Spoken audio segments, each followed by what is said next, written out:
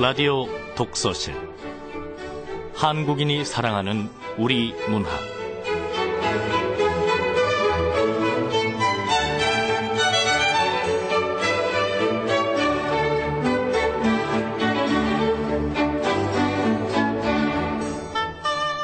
안녕하세요. 아나운서 김경란입니다. 4월의 노래 박목월 목련꽃 그늘 아래서 베르테르의 편지를 읽노라. 구름꽃 피는 언덕에서 피리를 부노라. 아, 멀리 떠나와 이름 없는 항구에서 배를 타노라. 돌아온 4월은 생명의 등불을 밝혀든다. 황무지 T.S. 엘리어트.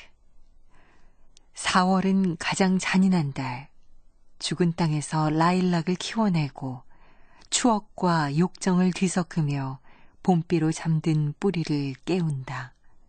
겨울은 오히려 우리를 따뜻하게 했었다. 4월을 노래한 시 일부분을 소개해드렸습니다. 이 4월을 노래한 시에는 공통적으로 새로운 생명과 자연이 등장합니다. 이 생명과 자연의 달 4월. 이번 달에는 자연 속으로 좀 더 가까이 가보는 건 어떨까요? 땅속을 비집고 올라온 대자연의 힘을 받게 되지 않을까요?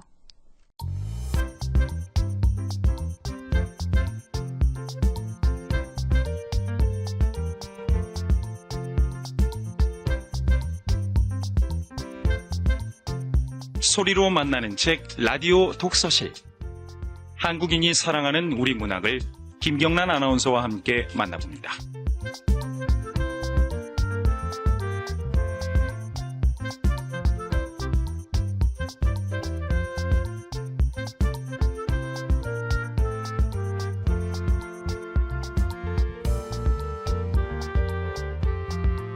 KBS 라디오 독서실 한국인이 사랑하는 우리 문학. 오늘부터는 개정된 고등학교 교과서에 실린 현대소설을 소개해 드릴 텐데요. 첫 번째로 준비한 작품, 바로 구효서 작가의 이발소 거울입니다. 구효서 작가는 1958년 9월 25일 인천 강화도에서 태어났고 1987년 중앙일보 신춘문예에 소설 마디가 당선되면서 문단에 나왔습니다. 주요 작품 노을은 다시 뜨는가, 확성기가 있었고 저격병이 있었다, 깡통 따개가 없는 마을, 또 도라지꽃 누님, 라디오, 동주 등 많이 있고요. 1994년에 깡통 따개가 없는 마을로 한국일보 문학상 수상, 2005년에는 소금가마니로 이효석 문학상, 2006년에는 명두로 황순원 문학상, 2007년에는 시계가 걸렸던 자리로 한무숙 문학상, 조율, 피아노 월인천강지곡으로 허균 문학 작가상을 수상했습니다. 이 작품 소개한 후에 구효서 작가 직접 모시고 작품에 대한 이야기 나눠볼게요. KBS 라디오 독서실 한국인이 사랑하는 우리 문학 구효서 작가의 이발소 거울, 지금부터 함께하겠습니다.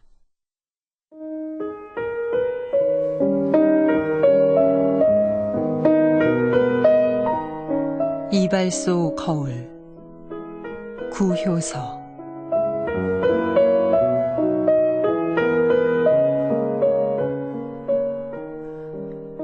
이발소가 없어졌다.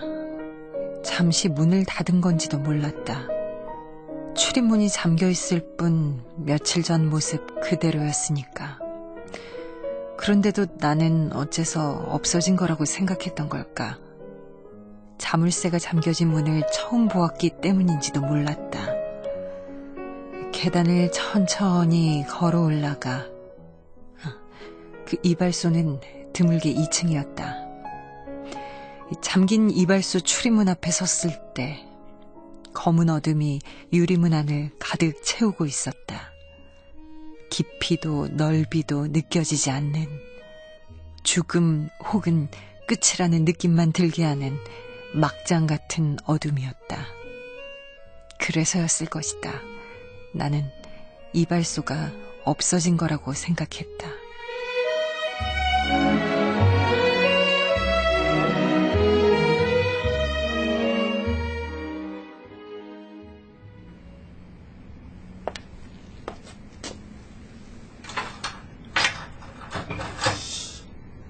출입문도 잠겨있네. 이발소가 문을 닫은 적이 있었나?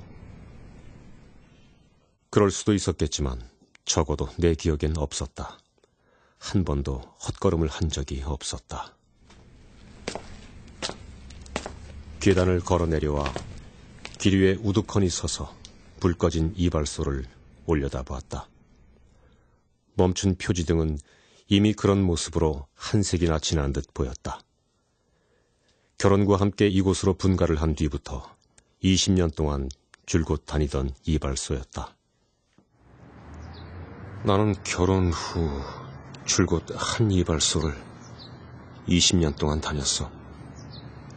20년 동안 나는 한 이발소만 다녔던 거야. 그 이발소가 없어진 거였다.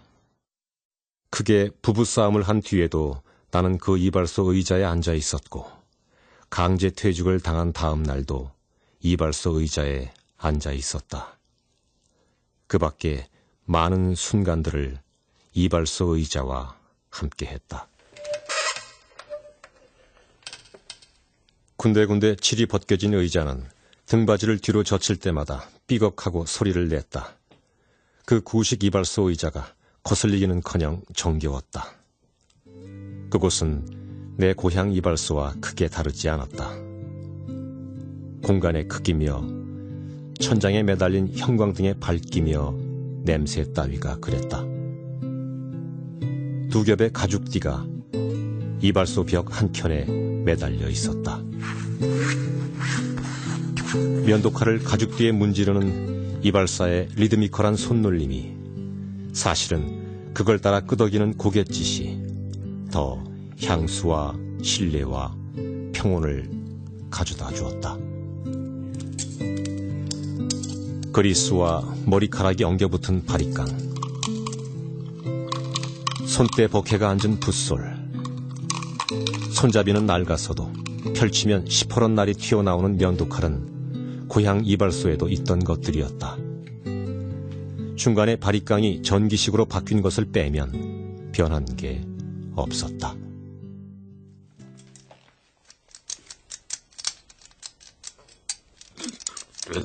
고향 이발소엔 커다란 바리깡이 있었다. 손잡이가 길어서 두 손으로 머리를 깎았다. 한쪽 손잡이를 왼손으로 쥐고 다른 쪽 손잡이를 오른손으로 놀려 깎았다. 이의 촉이 수준이었다.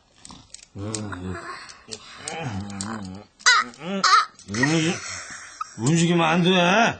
진짜 아파. 이진서가 꼼짝 말고 앉아있어. 응. 몸이라도 비틀면 당장 불호령이 떨어졌다. 고향 이발사는 아버지의 친구였고 술고래였다. 항상 술에 취해 머리를 깎았다. 그때 이발소 의자는 형틀이었다. 키가 작아 엉덩이 밑에 깔았던 것은 곡식을 되는 사각 나무 돛박이었다. 놀랍게도 그 나무 돛박은 이곳 2층 이발소에도 있었다. 그러나 나는 더 이상 그 나무 돛박 위에 앉지 않아도 됐다. 바리깡도 잘 들었고 의자도 편안했다. 귓가를 간지리는 가위질 소리를 듣다 보면 어느새 잠에 빠져 있곤 했다. 머리카락이 남아서. 예, 제가 잠이 들었나 봐요. 예. 자, 면도하게 의자 좀 뒤로 할게요. 시원하다. 의자 등받이를 젖히고 뜨거운 물수건으로 얼굴을 가렸다. 면도날이 이마와 코끝과 턱과 목줄기를 따라 내려갔고 나는 잠시 무념 상태에 도달할 수 있었다. 한 올 한 올 털어기 깎일 때마다 면도날은 낱낱이 투명한 소리를 튕겨냈다. 뜨거운 찜질과 면도가 끝나면 차가운 샴페인을 얼굴에 바른 것처럼 기분이 쇠락해졌다. 그러나 거울을 보지 않는 버릇만큼은 끝내 고치지 못했다.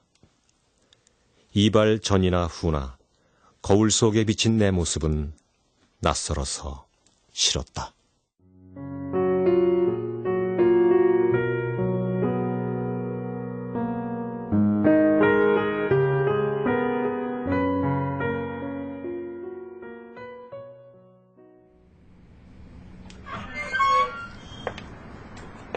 저기요. 예. 건강보조식품 하는 양반이구만. 예. 안녕하세요. 전자제품 사러 왔어? 아니요. 그건 아니고. 혹시 저기 2층 이발소 문 닫은 거 맞나요? 나도 보니까 닫았습니다. 왜 닫았습니까? 글쎄요. 그걸 내가 어떻게 알겠어. 잠깐 있어봐요. 그 식료품 주인도 거기 이발소 다녔는데. 식료품! 왜? 자네도 그 2층 이발소 갔었지? 그런데 그건 왜? 그 이발소 어디로 갔는지 아나? 몰라. 내가 그걸 어떻게 알아? 혹시 아나 해서. 모른다는데요? 예. 그런데 그 이발소 아저씨가 어디로 갔는지가 왜 궁금해요? 나는 평소 사람 아는 척을 잘 안 하던 위인이어서 일부러 이곳저곳을 찾아다니며 이발사와 이발소의 안부를 묻지는 않았다. 전자대리점 주인과 식료품 가게 주인에게 물었던 것은 그들도 그 이발소의 고객이라는 사실을 알고 있었기 때문이었다. 그들은 고개를 가로저었다. 별로 궁금하지 않다는 투였다. 마을 일에 아무런 관심도 없던 내가 그런 질문을 불쑥 던지는 게 그들은 외려 더 궁금한 모양이었다.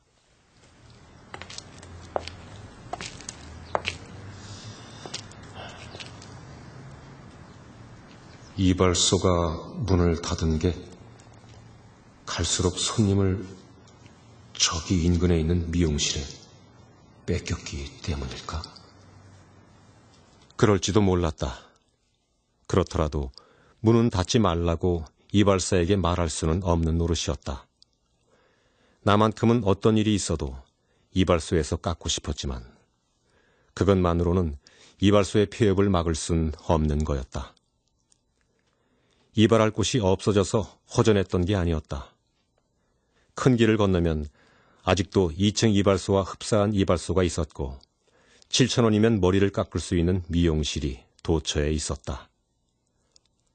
음낭을 주무르는 곳이 아니라면 머리란 아무 데서나 깎아도 됐다. 그러나 20년을 드나든 이발소는 어디에도 없었다. 부부의 한결같던 표정, 여전한 형광등과 익숙한 냄새, 그 이발소에 한 번도 교체하지 않은 의자 위에서 보낸 시간, 나를 짓눌렀을 때론 참담하고 때론 한심했던 30대의 기억, 그리고 짧은 평온이 뒤섞인 40대의 신선한 순간들이 일거에 사라진 거였다. 작은 조각들에 불과했으나 그때그때 내가 의지하고 기대며 지나온 시간들임에 틀림없었다. 이발소가 없어짐으로써 문득 보잘것없는 자식을 잃었기에 더욱 애틋해지는 상실감을 맛보았달까. 그런 시간의 편린들이 소중하지도 절실하지도 않은 거라면 다른 무엇이 있어 내 생의 내용으로 삼겠는가.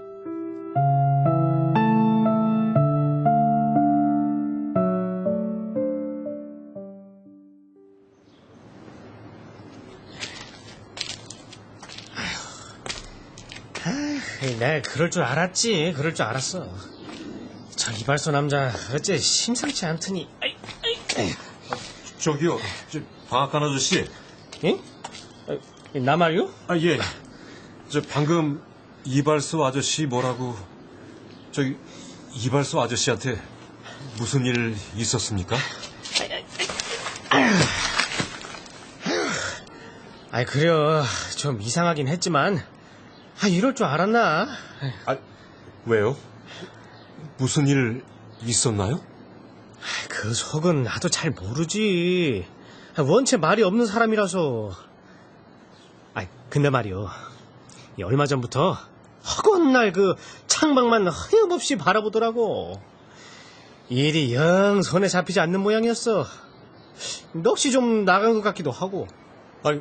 왜요? 내가 그걸 알 수가 있나. 묻는다고 대답할 사람도 아니고. 그렇다고 한 자리에서 30년 한 이발소를 아무 말 없이 그만둘 줄은 몰랐는데. 나는 이만 고양이 공주라던데 거기 내려갔나. 어깨에 맨 찹쌀 부대가 너무 무거워 보여 나는 더 묻지 않았다. 물어도 뾰족한 대답을 들을 수 없을 것 같았다. 언젠가 고향이 공주라는 얘기를 얼핏 들은 것도 같았다. 내가 알고 있는 그에 대한 정보라는 것은 모두 불분명하고 단편적인 것들이었다. 한 번도 그에 대해 제대로 물은 적이 없었고, 따라서 제대로 된 대답을 들은 적도 없었으니까. 길게 대화를 나누거나 그럴 사이도 아니었다. 오랜 세월 그에게 머리를 깎으면서 저절로 알게 된 것은 이런 것들이었다. 내가 벌써 68이라니군. 여보, 당신 허리 괜찮아요? 힘들죠? 이 허리 전쟁 터지고 곧바로 대전에서 통신병으로 군복무를 했어. 근데 그만 전신주에서 떨어진 거야. 허리를 크게 다쳤지. 워낙에 오랫동안 통합병원 신세를 지다 본게 내 팔에 내가 주사를 놓게 된겨. 이게 밥줄이 됐지 뭔가. 자, 뒤는 다 됐고 제대한 뒤로는 나무 집 농사를 대신 지어줬지 뭐. 틈틈이 마을 부스럼 환자들한테 페니실린 놔주면서 연명했어. 그러다가 집사람 만나서 다 됐구만. 이봐. 예. 한 10년간 했나? 뭘요? 처가살이? 그 정도 될걸요. 저 머리 감기 저 따라오세요. 예.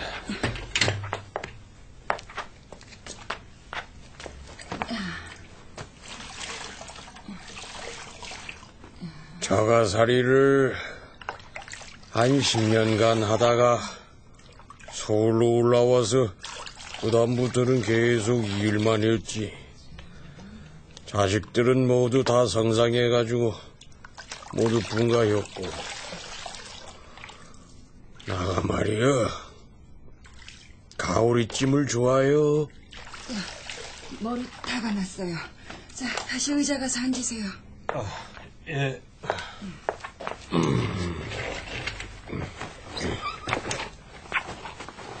꼭 일회용 라이터가 들어선 것처럼 그의 척추 허리 부분은 툭 튀어나와 있었다. 어쩌다 그걸 본 뒤로 이발하다 한참씩 의자에 앉아있는 그를 나는 이상하게 여기지 않았다. 내가 그에 대해 아는 것이란 그런 것들이었다. 이발소 안의 것들은 모두 있던 자리에 언제나 그 모습으로 있었다. 부부와 부부의 목소리, 움직임들까지.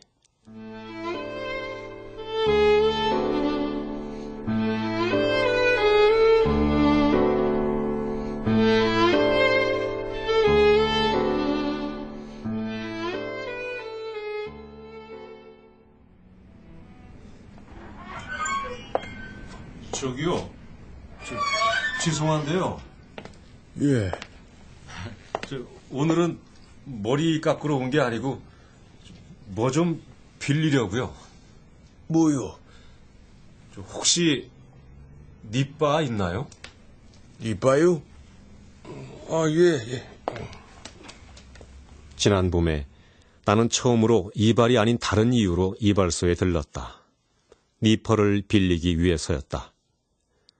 갑작스레 퇴직을 당한 나는 석 달을 허송한 끝에 이발소 건너편 건물 1층에 매장을 냈다. 니퍼를 장만한 뒤로도 나는 핸드드릴과 실리콘 압착기를 빌리러 이발소에 들렀다. 이발소 공구함엔 없는 것이 없었다. 이발소에서 내려다보면 매장이 바로 코앞이었다. 그러나 매장은 1층이고 이발소는 2층이었기 때문에 마주하고 있어도 일부러 고개를 빼고 쳐다보지 않는 한 매장에서 이발소를 본다는 건 쉽지 않았다. 이발소 표지등이 멈추고 불이 꺼졌는데도 얼른 알아차리지 못했던 것도 그 때문이었다.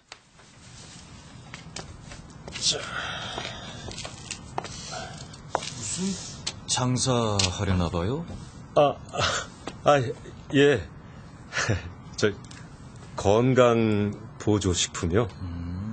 전자제품 아니어서 다행이구만. 어떤 거 팔아요? 생식, 선식 그런 거죠. 홍삼도 있어요. 알로에도 있고요. 예. 내 필요하면 사러 오리다. 잘 돼야 할 텐데. 건강 보조식품을 파는 게 내 일이었다. 유리창에다 빨간 글씨로 생식, 선식, 홍삼, 알로에라고 써붙였다. 인터넷 통신 판매를 위해 신형 컴퓨터를 장만하고 상거래 등록을 마쳤다. 장사는 생각했던 것만큼 잘 되지 않았다. 시작한 지 2달도 안 돼 때려치워야 할지도 모른다는 생각이 들었다. 왜 이렇게 손님이 없어?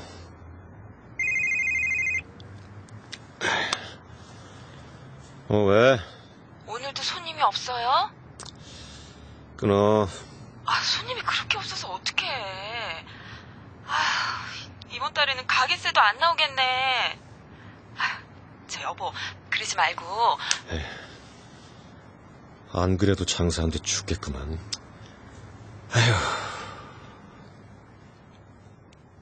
대학을 졸업하고 오래도록 취직이 되지 않았다.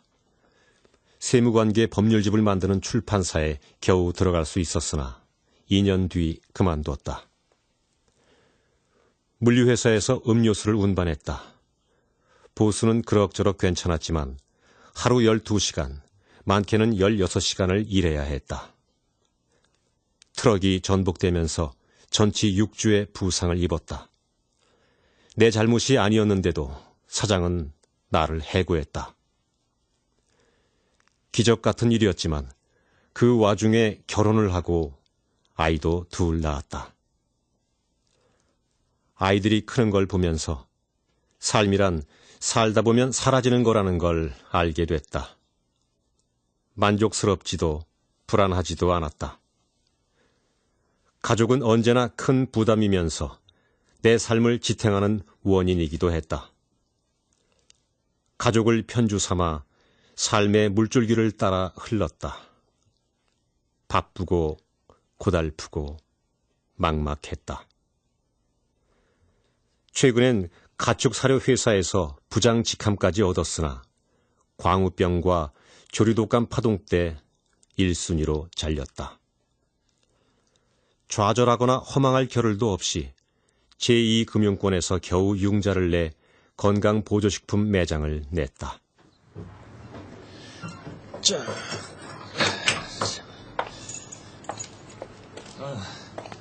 아니 왜요? 벌써 문을 닫으세요? 아니요, 볼 일도 있고요. 요즘은 다들 장사 안 된다 그럽디다. 실망 많아요. 내가 야채 가게 아저씨한테 장사 안 된다는 말 한 적 없는데. 애당초 썩 잘 될 거라는 생각은 없었다. 무슨 일이든 해야만 했다. 이왕 할 거라면 열심히 해보자는 다짐이 내 유일한 자산이었다. 2달이 지나자 그 자산마저 위태로워졌다.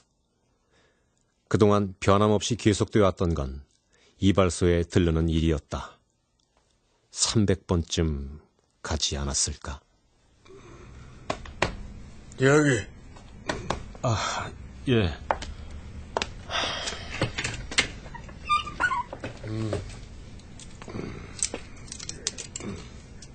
본의 아니게 이발소는 띄엄띄엄 그런 내 심란한 삶의 도정을 봐온 거였다. 누구라도 그런 속내를 보여주고 싶지 않았을 것이다. 나도 그랬다.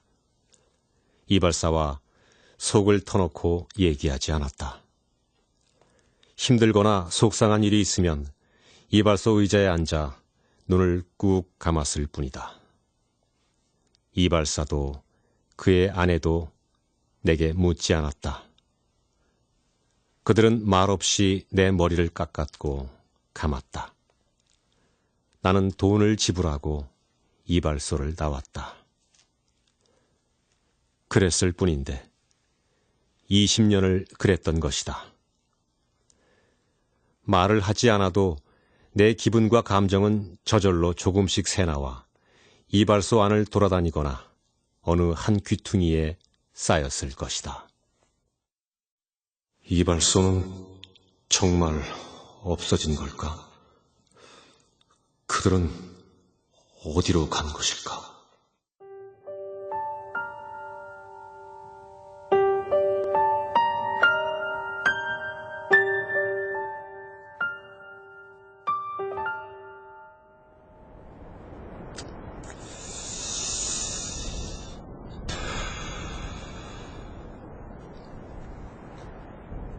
이발소가 2층이었던 까닭에 바로 맞은편에 매장을 내고도 나는 이발소를 정면으로 바라볼 수 없었다.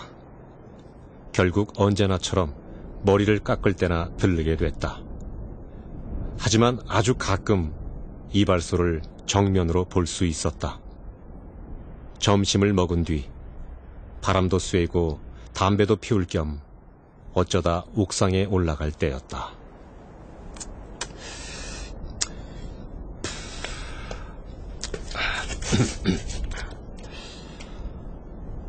미성 이발? 옥상에 오르면 빙빙 돌아가는 이발소 표지등이 코앞에 보였다. 미성 이발이라고 씌어진 창문은 언제나 닫혀 있었다. 닫힌 유리 창문 안으로 두 부부의 모습이 보였다. 그들의 움직임은 내가 이발을 하고 있을 때와 조금도 다름이 없었다. 다만 음이 소거된 화면을 보는 것 같았다. 그래서일까 그들의 동작이 다소 평면적으로 보였다. 그들의 슬리퍼 끄는 소리와 기침 소리, 혼잣말인 듯 중얼거리는 소리, 전기 바리깡 소리와 가위질 소리가 들리지 않을 뿐이었다. 아주머니가 두 팔로 수건을 힘있게 펴는 모습이 보일 뿐.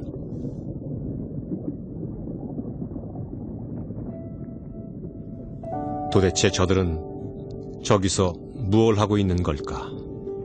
30년 동안을.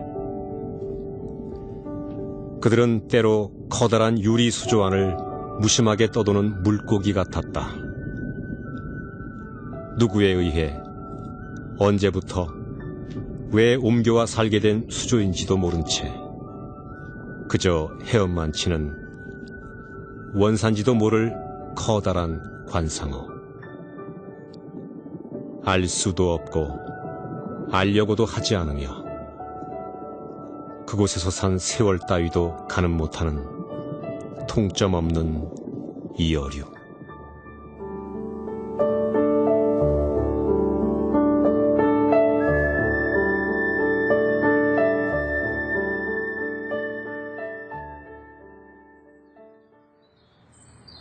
벚꽃과 목련이 피었다 졌다. 멀리서 아카시아 향이 바람을 타고 왔다. 초여름 비가 연이어 이틀을 내린 다음 날 옥상에 올랐다. 담배를 입에 물었으나 끝내 불을 붙이지 못했다. 이발소 표지등이 멈춰 있었다. 창문 안이 어두웠다. 왠지 다시는 그들의 모습을 볼 수 없을 것 같은 예감이 들었다. 예감의 근거는 없었다. 어느 날 검은 가방을 든 사내 하나가 매장을 기웃거렸다. 도숙 붙은 머리가 답답해 보이는 50 중반의 남자였다. 저 남자 뭐야? 매장을 기웃기웃하고. 무슨 일이에요? 뭐야? 대답은 안 하고 불쑥 들어오네. 조끼에 붙은 저 마크는 정수기 회사 마크잖아. 정수기라면 살 마음이 없습니다만. 이발소가 언제 문을 닫았습니까?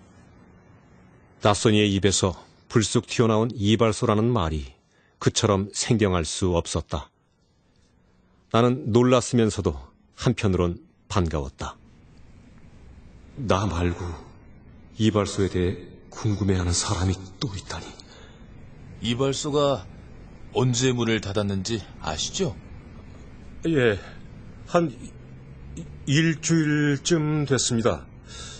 근데 이 동네 분 같지가 않은데요? 나 정수기 팔로 돌아다니는 사람이에요. 우연히 이곳에서 이발소를 하는 동양 선배를 만났습니다. 그동안 2번 머리를 깎았거든요. 예. 이 남자 머리 이발을 해야 할 만큼 자랐네. 아주 그만둔 건가요? 글쎄요. 그건 잘 모르겠는데 아무 말 없이 어느 날 갑자기 문을 닫아버렸습니다. 예, 그랬군요. 하긴 지난번에 들렀을 때 조금 이상하다 싶긴 했어요. 머리를 깎아달라고 했더니 머리 깎을 생각은 않고 팔짱을 낀 채 우두커지 창문밖만 내다보고 있더라고요. 20분 넘게.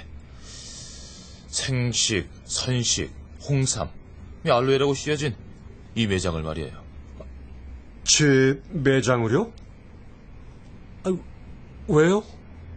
버릇인 것 같았어요. 넋이 좀 나간 것 같기도 했고. 뭐 필요한 거라도 있으십니까?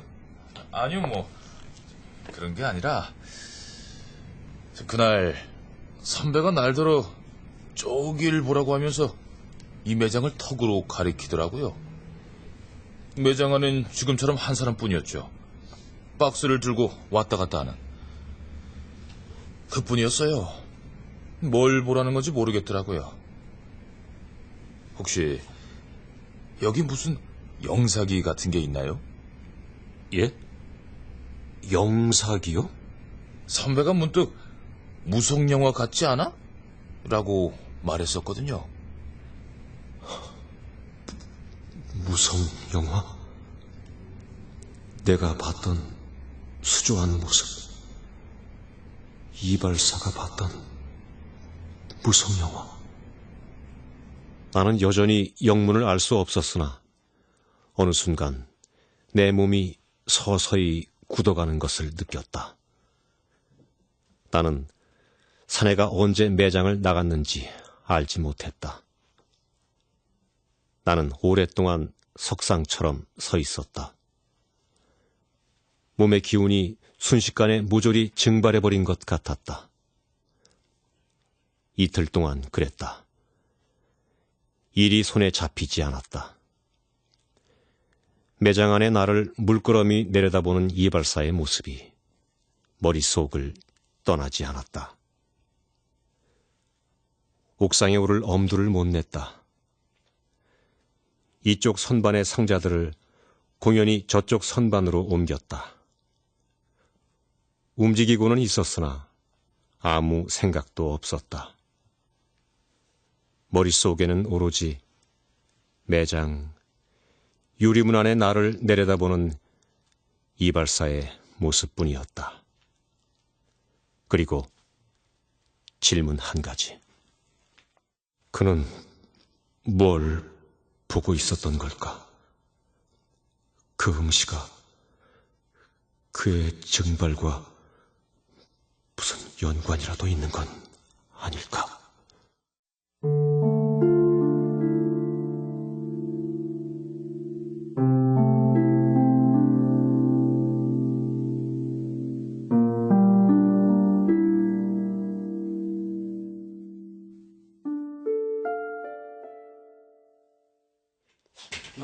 정수기 사내가 다녀간 사흘 뒤에 이발소 외벽에 붙어있던 표지등이 철거됐다. 표지등 하나를 떼어낸 것뿐인데 건물의 인상이 전체적으로 확 바뀌었다. 쓸쓸하고 황량했다. 30년 동안 이발소의 얼굴이었던 것들이 그렇게 한순간에 사라져버렸다.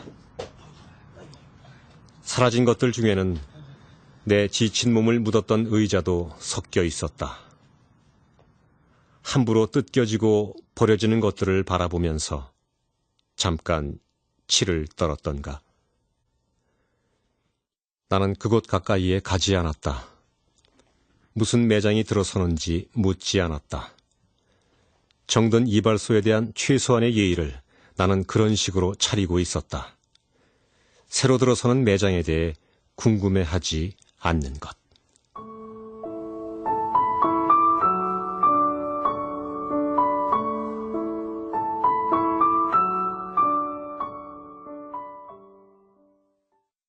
그러나 나는 어느 날 그곳으로 무작정 달려가지 않을 수 없었다. 단골 고객에게 동충하초를 배달하고 돌아왔을 때 나는 내 눈을 의심했다.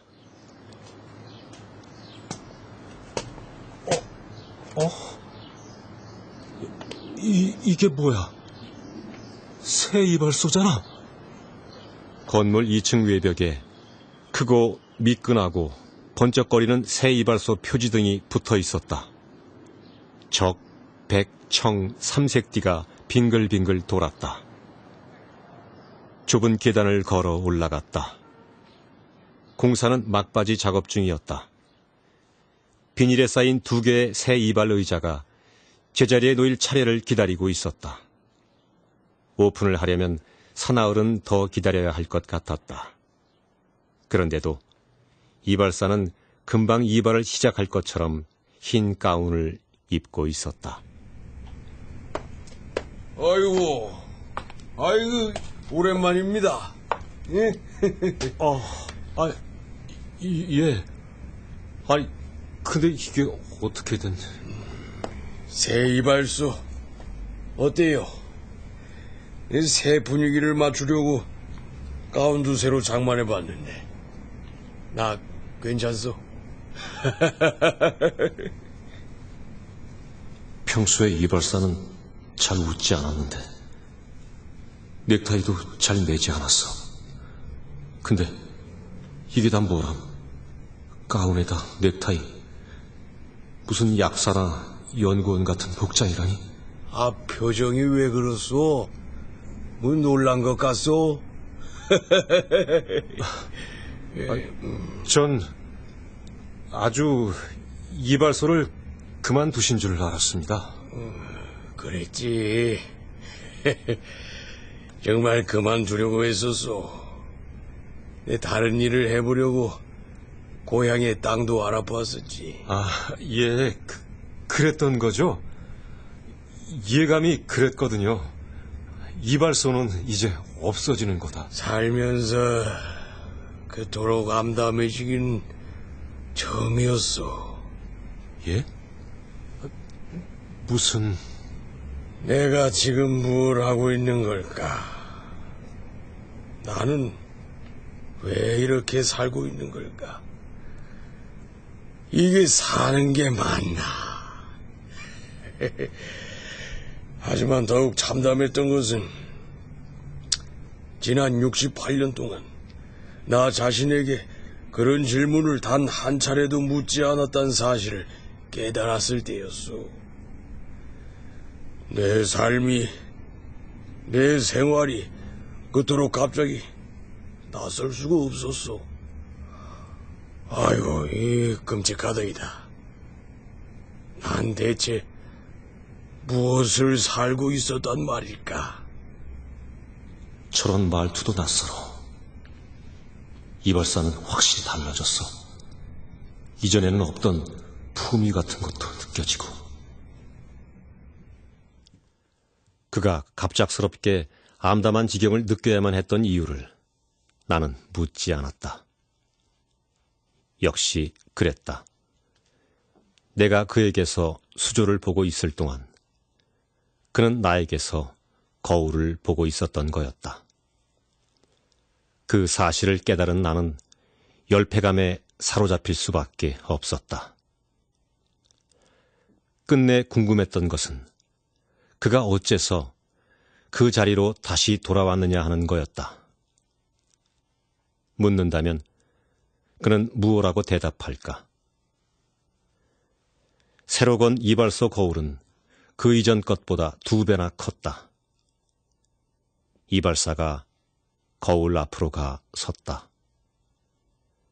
나는 거울이라면 무조건 싫었다. 그러나 거울 앞에 말없이 서 있는 그의 모습이 거절할 수 없는 기운으로 나를 부르고 있었다. 이 거울 좀 봐요. 예. 거울이 크니까 실내가 훨씬 훤하네요. 부정하지 않기로 했지. 부정할 수 없었어. 부정되지도 않는 거니까. 인정하면 낯설 것도 고통스러울 것도 없고 외려 정겨워질 수 있을 거라 생각했어. 내 가운이 어울리지 않소? 나는 대답하지 못했다. 그의 말이 귀에 잘 들리지도 않았다. 나는 거울 속에 비친 내 낯선 모습과 대면하느라 온몸에 잔뜩 힘을 주고 있었다. 그는 어느새 거울 속에서 모습을 감췄고 텅 빈 거울 안에는 나 혼자였다.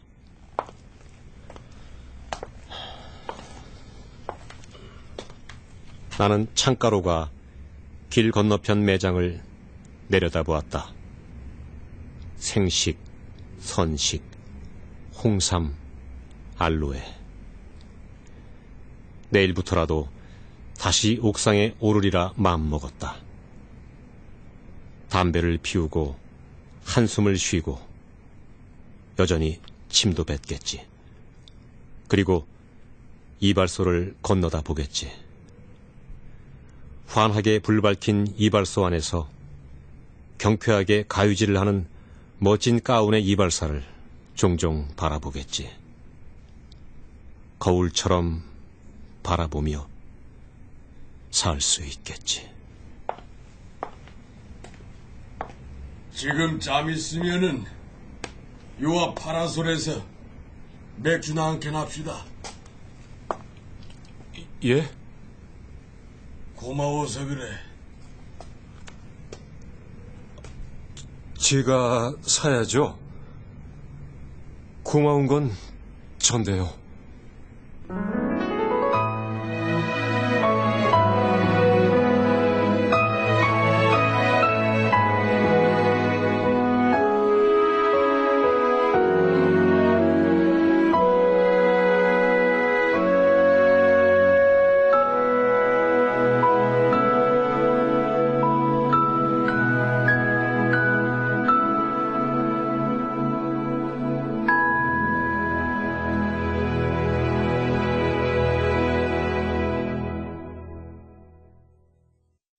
이발소 거울 함께 하셨습니다. 구효서 작가 모셨습니다. 어서 오세요, 작가님. 반갑습니다. 안녕하세요. 자, 오늘 저희가 소개한 이 이발소 거울, 이 작품이 개정된 고등학교 교과서에 실렸습니다. 언제 어떻게 쓰신 작품인가요? 쓴 지는 뭐 그다지 오래되진 않았고요. 글쎄 한 4년 전? 네. 사실 제가 이제 이 소설을 쓰면서 줄곧 떠올렸던 장소가 있는데 그 장소는 제가 결혼을 해서 처음으로 분가해서 살던 곳이에요. 이 다음 질문이요. 이거 좀 드리기가 마치 대학 수학 능력 시험에 나올 법한 그런 질문인데, 그래도 여기 이 학생들 청취자도 꽤 많거든요. 저자가 직접 이야기해 주시면 아마 큰 도움이 되리라고 생각이 듭니다. 이 작품에서 거울이 상징하는 건 뭐라고 볼 수 있을까요? 수능에 나온다면 이런 질문이 나올 것 같습니다. 맞아요. 거울은 뭐 다 아시다시피 비춰보는 거죠. 뭔가를 붙여보는 건데 거울 속에 있는 모습이 자기의 모습이긴 해도 그건 허상이죠.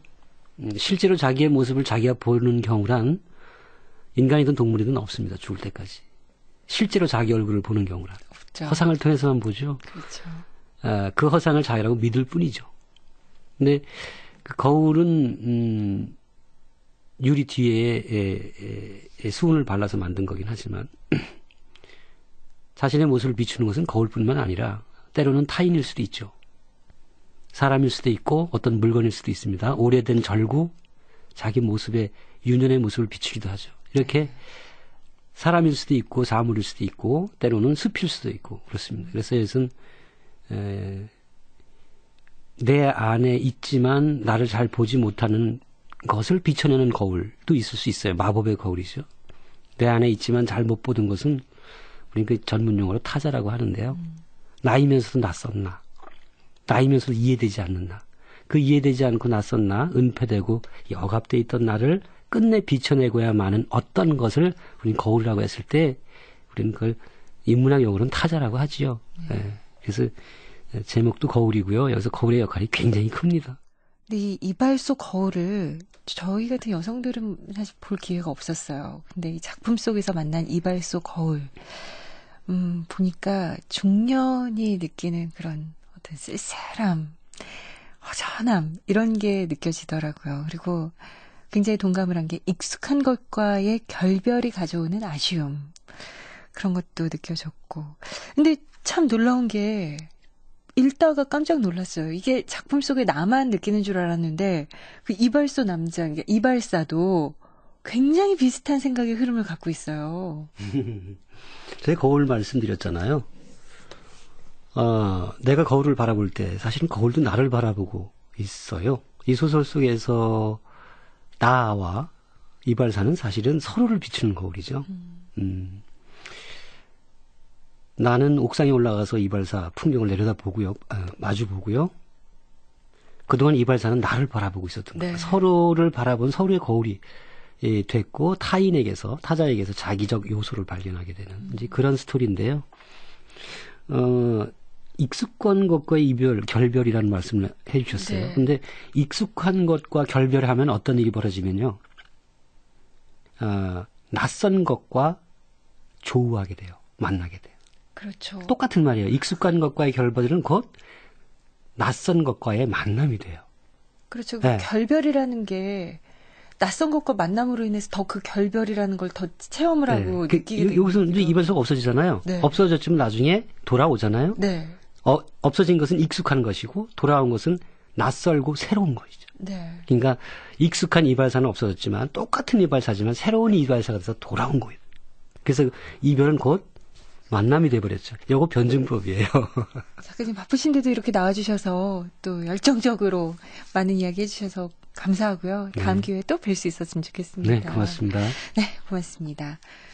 지금까지 이발소 거울의 구효서 작가와 함께했습니다.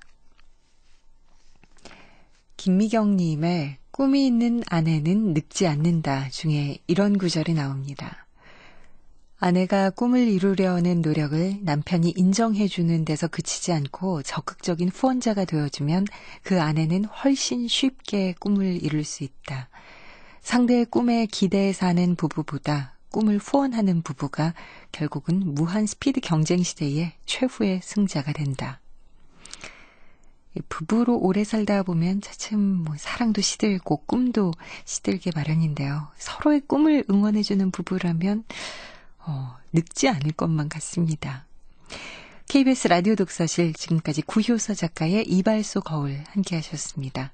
음악 김형진, 효과 안익수, 윤미원, 김기평, 기술 이흥규, 극본 서현이, 제작 김은비, 진행의 아나운서 김경란이었습니다.